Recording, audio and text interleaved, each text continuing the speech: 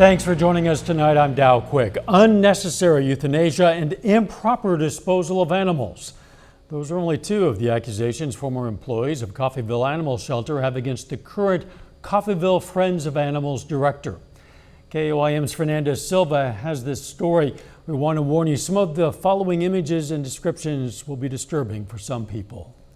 The images are blurry because they might be disturbing for some people.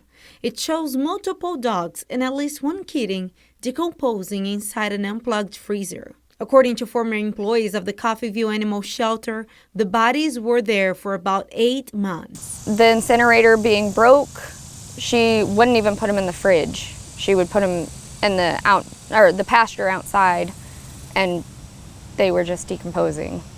Even when the incinerator was fixed, she didn't take them out of that freezer and put them in the incinerator. She just let them continue to rot.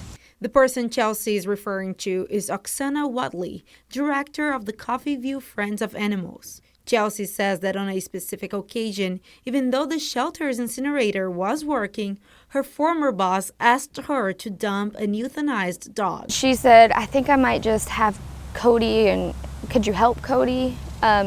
Take him to the river." And that's how she said it. She mumbled, like mouthed the words, whispered it, and I just kind of stared at her and I like, "You did not just ask me that."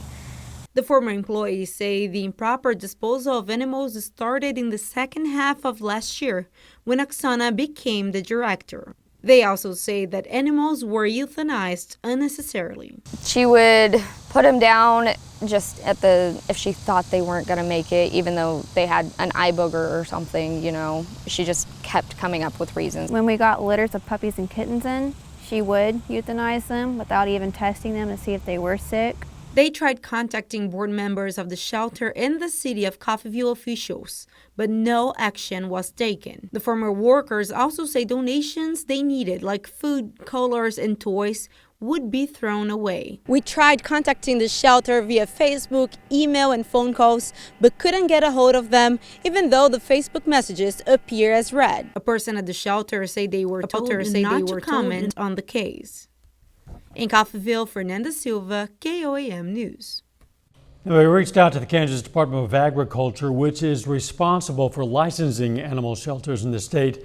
They said they received complaints about the Coffeyville Friends of Animals and that the animal facility inspection program is following up after the established complaint process. We also tried reaching out to the city of Coffeyville, but we have not yet heard back from them.